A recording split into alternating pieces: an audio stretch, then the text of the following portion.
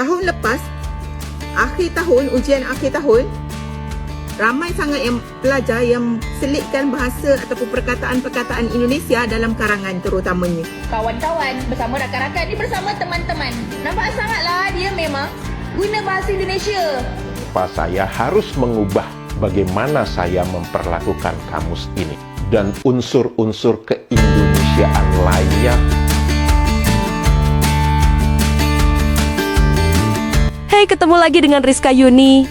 Kali ini kita bakal membahas guru di Malaysia, lebih dikenal dengan nama Cikgu belakangan ini. Media sosial kembali diramaikan dengan cerita dari dunia pendidikan di Malaysia. Seorang cikgu atau guru di Malaysia memperingatkan murid-muridnya agar tidak menggunakan bahasa Indonesia dalam keseharian di sekolah, terutama saat mengerjakan tugas karangan. Sang guru menegaskan bahwa di lingkungan sekolah, murid diwajibkan menggunakan bahasa Melayu sebagai bahasa pengantar utama.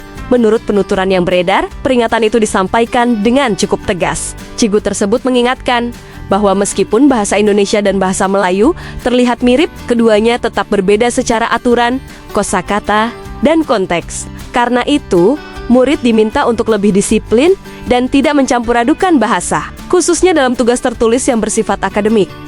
Yang menarik, kejadian ini bukanlah yang pertama. Beberapa waktu lalu, sempat viral kasus serupa, di mana seorang guru di Malaysia juga melarang muridnya menggunakan bahasa Indonesia di sekolah. Kala itu, peristiwa tersebut menuai beragam reaksi dari warganet, baik dari Malaysia maupun Indonesia. Ada yang memahami sebagai upaya menjaga identitas bahasa nasional, tapi ada juga yang menilai pendekatannya terlalu kaku. Kini, kejadian serupa kembali terjadi dan lagi-lagi menjadi bahan perbincangan. Di era media sosial, hal-hal seperti ini memang cepat sekali menyebar dan memicu diskusi panjang. Sebagian warganet menilai langkah guru tersebut wajar, karena sekolah memang tempat untuk belajar bahasa resmi negara. Namun, ada juga yang berpendapat bahwa penggunaan bahasa serumpun seharusnya bisa disikapi dengan lebih fleksibel. Lepas, akhir tahun, ujian akhir tahun, ramai sangat yang pelajar yang selitkan bahasa ataupun perkataan-perkataan Indonesia dalam karangan terutamanya. Tak boleh menggunakan perkataan bisa itu ke dalam karangan kamu terutamanya. Tak boleh selitkan bahasa Indonesia. Tolonglah jangan terpengaruh. Hanya ada bahasa Melayu, kita ada BI, kita ada bahasa Tamil, kita ada bahasa Cina. Kita tak ada pun bahasa Indonesia dalam SPM. Jangan terpengaruh. Kamu duk tengok TikTok lah, kamu tengok YouTube lah, semua translate dalam bahasa Indon, menyebabkan kamu tu terpengaruh dengan bahasa Indonesia. Kita bahasa Malaysia, bahasa Melayu Malaysia, bukan bahasa Melayu Indonesia. Jadi tahun lepas ramai sangat yang menggunakan bahasa-bahasa Indonesia selit dalam karangan. Tahun ni cikgu warning awal-awal, kalau kamu rasa kamu tu terpengaruh dalam percakapan lah cakap Indonesia, kenapa perlu cakap bahasa Indonesia? Cakap bahasa Melayu kita, cakap bahasa Malaysia. Tulis dalam karangan jadi salah. Efek dia apa? Apa kesan dia? Markah kamu. Jadi jangan, kalau kamu rasa kamu mudah terpengaruh, tak payah tengoklah translate dalam bahasa Indonesia. Tukarkan kepada bahasa Inggeris, okey pula. Sebab kita ada subjek bahasa Inggeris. Boleh kamu perbaiki bahasa kamu, bahasa Inggeris kamu. Boleh, tak ada masalah. Ini guna bahasa Indonesia. Sama juga kalau kamu balik dekat rumah, tengok adik-adik kamu yang sekolah tadika dan sebagainya kan. Guna bahasa Indonesia. Tengok TikTok, tengok YouTube, translate dalam bahasa Indonesia. Lepas tu cakap, tengok itik. Bebek. Adik kamu masuk tadika, masuk ke prasekolah contohnya, masuk ke sekolah rendah, ada latihan kan, dalam buku latihan ada gambar itik. Lepas tu dia suruh tulis apa kan. Adik kamu akan tulis apa bila tengok gambar itik? Dia akan tulis bebek. Tolong.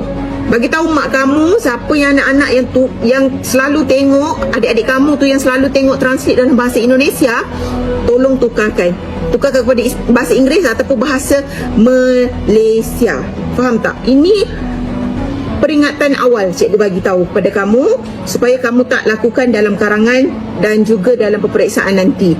Jika cikgu dapat kesan ada lagi pelajar yang tulis macam tahun lepas, awas kamu.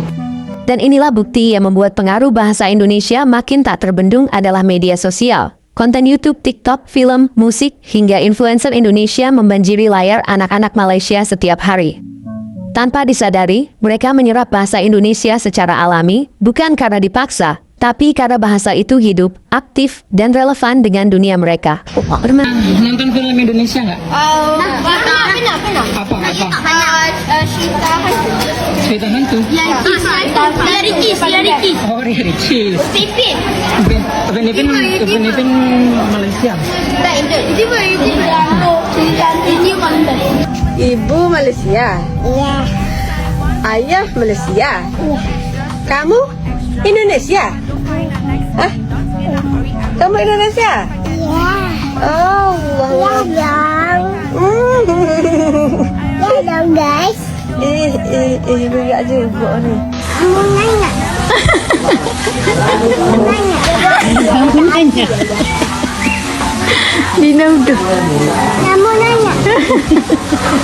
Kenapa apinya ditutup? Nanti dia lagi tidur ya? Iya.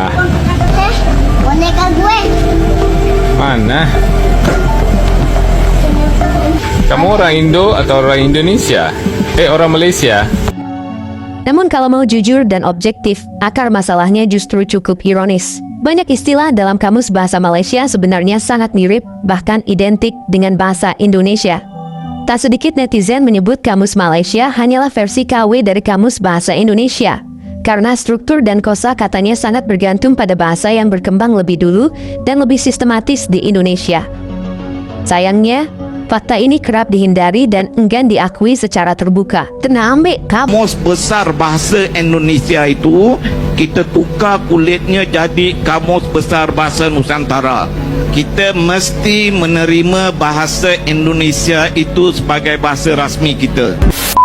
Mengadopsi bejibun kosakata bahasa Indonesia tapi dengan tanpa malu-malu mengklaim kamus ini sebagai rujukan utama di Indonesia. Saya harus mengubah bagaimana saya memperlakukan kamus ini. Teman-teman bisa setuju atau tidak setuju dengan alasan-alasan yang saya berikan. Alasan pertama, mengapa saya berhenti mengucapkan kamus bahasa Melayu Malaysia. Kosakata-kosakata yang ada di dalam kamus ini terlalu banyak kosakata-kosakata pinjaman dari Indonesia Belanda, dari Jawa, dari Minang, dari Jakarta, dan unsur-unsur keindonesiaan lainnya terdapat di dalam kamus ini. Teman. Memanglah dalam bahasa Melayu ada perkataan teman.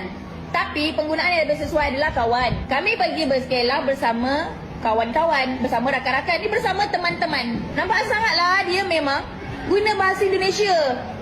Banyak yang cikgu jumpa dalam kalangan awak ni. Apa? Kurang-kurang sikit tengok konten Indonesia tu. Jangan terbawa-bawa dalam cerita awak tu dengan bahasa Indonesia, salah. Jadi kamu kena pandai membezakan antara bahasa Malaysia dan bahasa apa? Indonesia yang selalu kamu nampak di mana? Di mana kamu selalu nampak tuh? Di TikTok. Jadi macam mana cara membezakan adalah yang pertama kalau kamu rasa kamu tidak pasti itu bahasa Melayu kah, bahasa Malaysia kah atau bahasa Indonesia, kamu tanya kepada siapa?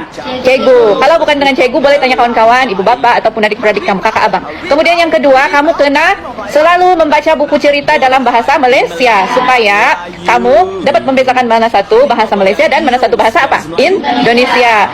Kurang-kurangkan melihat video yang dalam bahasa Indonesia. Kan ada bahasa lain, ada bahasa Inggris. Adakah bahasa Malaysia tuh di dalam TikTok? Adakah?